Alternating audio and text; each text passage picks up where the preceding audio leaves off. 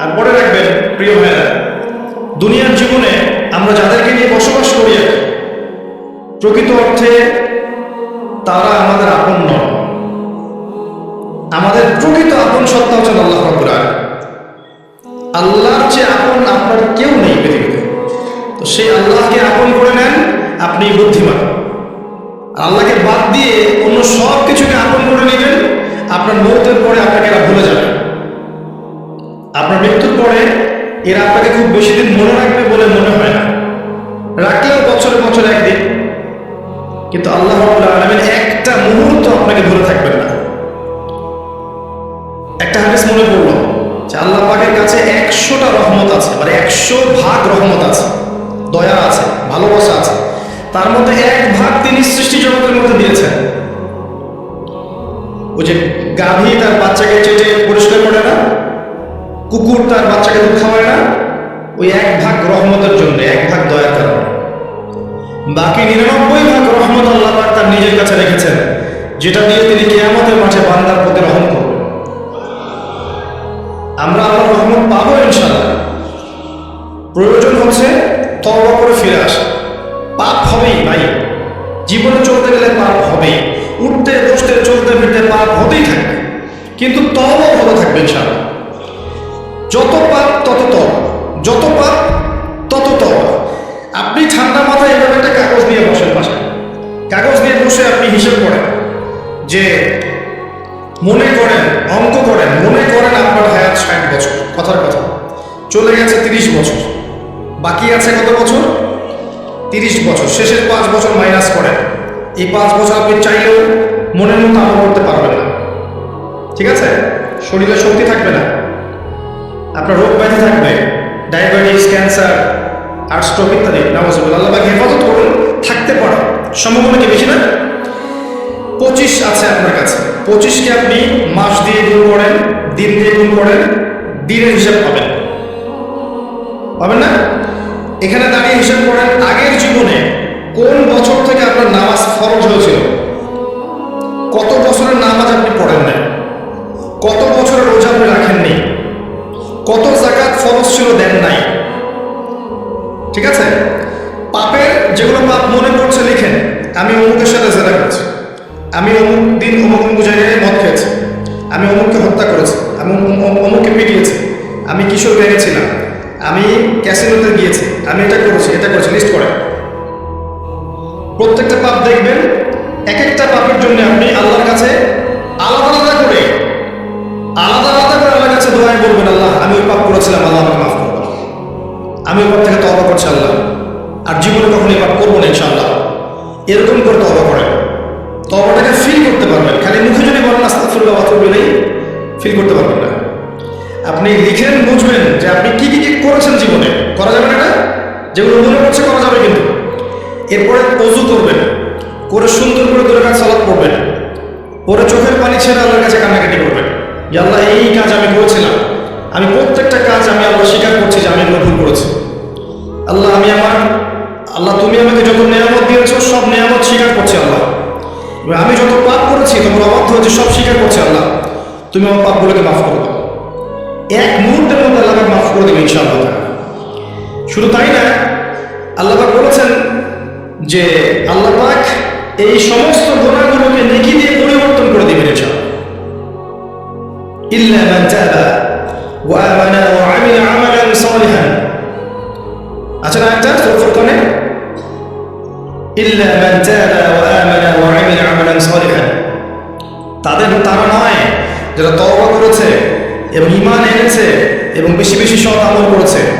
উলাইকা ইউবাদদিলুল্লাহু সাইয়্যাতিহিম হাসানাত, এরাই তারা যাদের সমস্ত গুনাহকে আল্লাহ নেকি দিয়ে পরিবর্তন করবেন।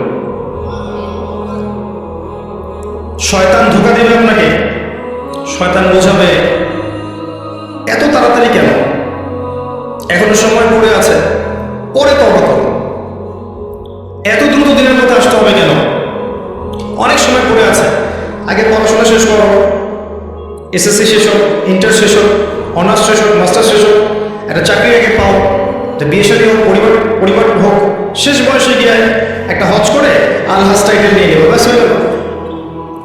শয়তান আপনাকে বোঝাবে অনেক কিছু।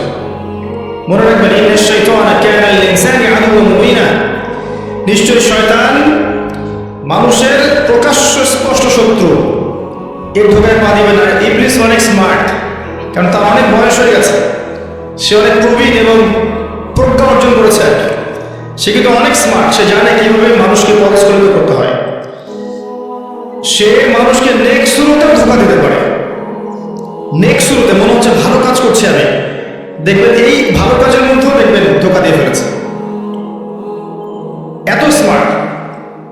তো আমি যে পয়েন্টটাতে কথা বলছিলাম যে যুব সমাজকে যদি ইব্রাহিমের মতো, ইসমাঈল আলাইহিস সালামের মতো, মুহাম্মদ সাল্লাল্লাহু আলাইহি ইসলামের আদর্শে উজ্জীবিত হয়ে জীবন করতে হয়, প্রথমে তওবা করতে হবে। খালেস তওবা করে সমস্ত পাপ ছেড়ে দিয়ে বাকিটা জীবন, এই যে 25 বছরের টার্গেট করে, এই 25 বছর আমি কি করতে চাই, আমার লাইফের গন্তব্য জান্নাত, জান্নাতে যেতে হলে আমার কি দরকার, আল্লাহর সন্তুষ্টি। আমি একটা জীবন পেয়েছি, এই 25 বছর পর আমি আর থাকবো না পৃথিবীতে। এই সময়টুকুতে আমি কি করতে পারি নিজের জন্য, নিজের পরিবারের জন্য, আমার পরবর্তী প্রজন্মের জন্য, ঠিক আছে, আমার উম্মার জন্য, দেশের জন্য বা রাষ্ট্রের জন্য আমি কি করতে পারি, প্ল্যান করতে হবে। আমি কি কি পড়বো, এখন কোন কোন বই পড়বো, কোন কোন সাবজেক্ট পড়বো, পড়াশোনা করতে হলে আমাকে কার কার কাছে যেতে হবে, লিখে ফেলেন। পড়াশোনার পরে আমি কিভাবে আমল করবো, দিন রাত কেমন করে গোছাবো, 24 ঘন্টা রুটিন করে ফেলেন। তারপরে আপনার রিজিকের দরকার, আমি কি রিজিক চাচ্ছি, হালাল না হারাম, আমি হালাল চাচ্ছি।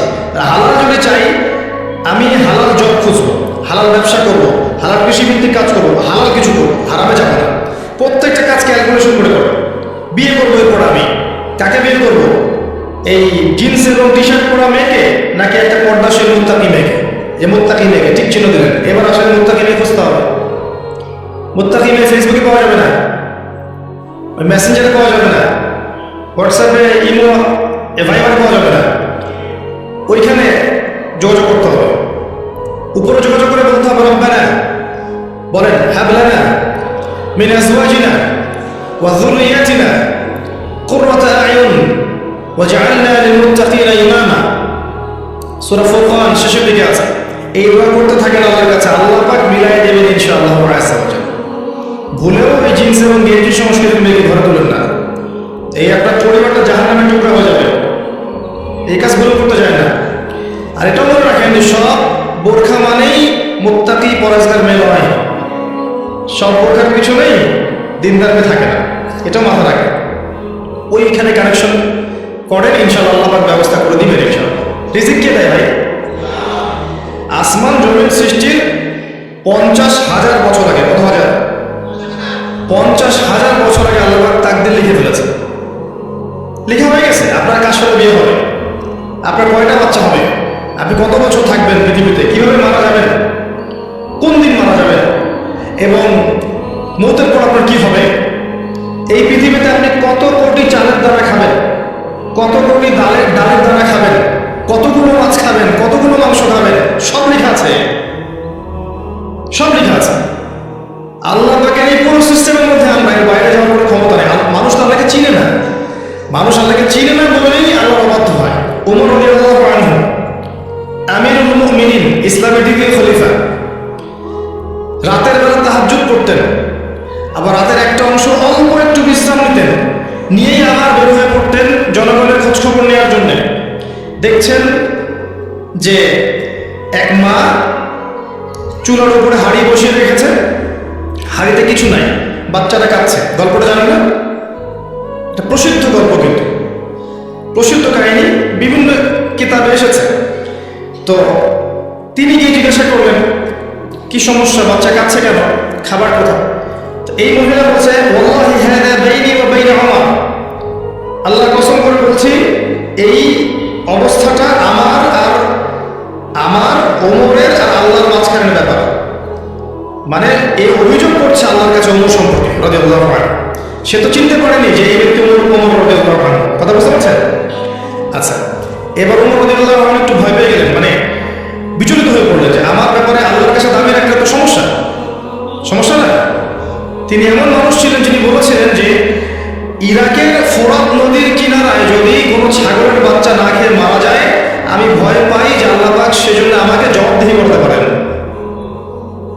এমন ছিলেন তিনি আমিরুল মুমিনিন, খেজুর পাতার মসজিদে বসে অর্ধবিশ্ব শাসন করেছেন, অর্ধবিশ্ব, এবং মাটিতে ঘুমাচ্ছেন। তার ব্যাপারে একটা প্রসিদ্ধ কথা আছে, হাকামতা আদালতা আমিনতা ফানিমতা। হে ওমর, তুমি বিচার কার্য পরিচালনা করেছো, ন্যায় বিচার করেছো, নিরাপত্তা দিয়েছো, এরপর ঘুমিয়েছো। তারপর তিনি কি করলেন? বললেন, ইয়া আল্লাহ, হে আল্লাহর বান্দী, একটু অপেক্ষা করো, আমি আসছি।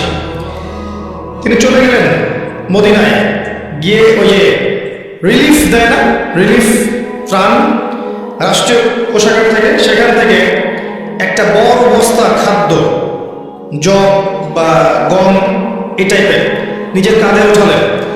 নিজের কাঁধে, অ্যাসিস্ট্যান্টের কাঁধে নয়, নিজের কাঁধে, গাড়িতে করেও নয়, পায়ে হেঁটে কাঁধের মধ্যে এই বস্তাটা নিয়ে তিনি হেঁটে হেঁটে যাচ্ছেন ওই মহিলার বাসা পর্যন্ত।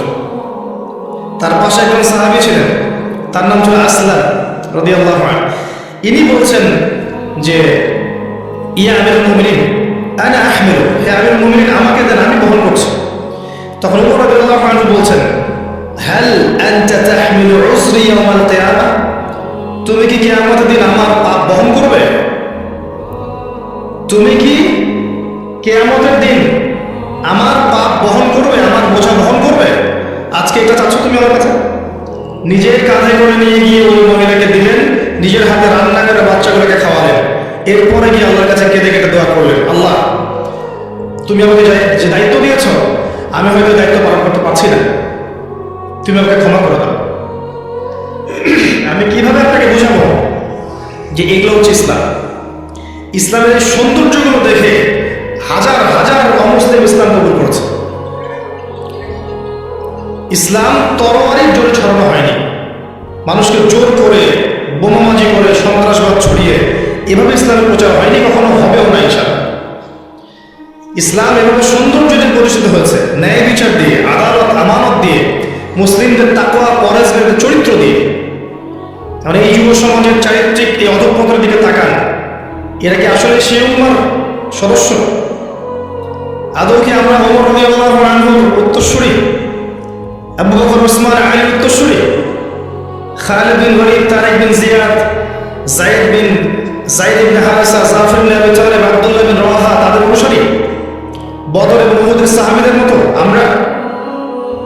আমাদের উচিত নিজের চেহারা আগে আয়নায় দেখা, কারণ প্রত্যেকটা নফসকে মৌতের স্বাদ গ্রহণ করতে হবে। ফাইন্নামা তুওয়াফাউনা উজুরাকুম ইয়াওমাল কিয়ামা, এরপর কিয়ামতের মাঠে তোমাদেরকে পূর্ণ প্রতিদান দেয়া হবে। ফামান যুহজিহা আনিন নার ওয়া উদখিলাল জান্নাতা ফাকাদ ফাজ, ওই দিন যাকে জাহান্নাম থেকে বাঁচানো হবে এবং জান্নাতে প্রবেশ করানো হবে, একমাত্র সে ব্যক্তি সফল, আর কেউ সফল নয়।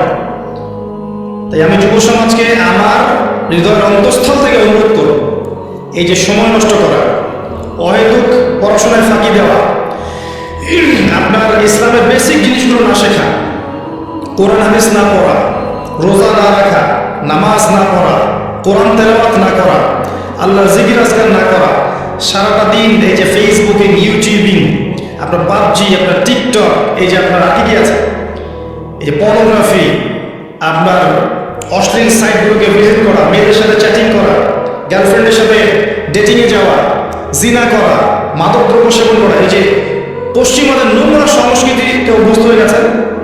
আল্লাহর রাস্তায় এখান থেকে তওবা করে ফিরে আসেন। আপনার জন্য দুটো সুসংবাদ। একটা হচ্ছে, নবী সাল্লাল্লাহু আলাইহি ওয়াসাল্লাম বলেছেন, কিয়ামতের মাঠে আল্লাহ পাক 7 শ্রেণীর মানুষকে আল্লাহর আরশের ছায়ায় ছায়া দিবেন, যেদিন ওই ছায়া ছাড়া অন্য কোনো ছায়া থাকবে না।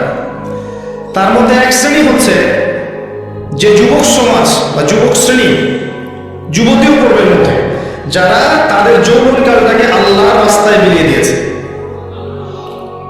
মনে রাখবেন, বার্ধক্যে গেলে মৌতের ফিকির সবার হয়, বার্ধক্যে গেলে সবারই মৌতের ফিকির হয়, কিন্তু ওই বার্ধক্যে গেলে এখনকার গোল্ডেন টাইমটা কখনো ফিরে আসবে না, কোশ্চিন কালে আপনি এই সময়টা ফিরে পাবেন না। আরেকটা হচ্ছে যে আল্লাহ পাক সেই যুবককে দেখে বিস্মিত বোধ করেন, যে যুবক তার প্রবৃত্তির চাহিদাকে দমন করেছে এবং যৌবনকালটাকে আল্লাহর পথে দিয়ে দিয়েছে। যুবক বয়সের ইবাদতের এত মূল্য আল্লাহর কাছে, এত মূল্য যে এই সময়টাতে মানুষ যা ইচ্ছা তাই করতে পারত। কিন্তু যুবক শ্রেণী আল্লাহকে ভয় করে, তার রাসূলকে ভালোবেসে, রাসূলের সুন্নাহগুলোর উপর আমল করলে, নামাজ পড়লে, রোজা রাখলে, তাহাজ্জুদ করলে, জিকির করলে, সৎ কাজের আদেশ করলে, অসৎ কাজে নিষেধ করলে, জ্ঞান অর্জন করলে, তিলাওয়াত করলে, এক কথায় ন্যায়ের পথে থাকলে আল্লাহ পাক অফুরন্ত নেকি পুরস্কার দিবেন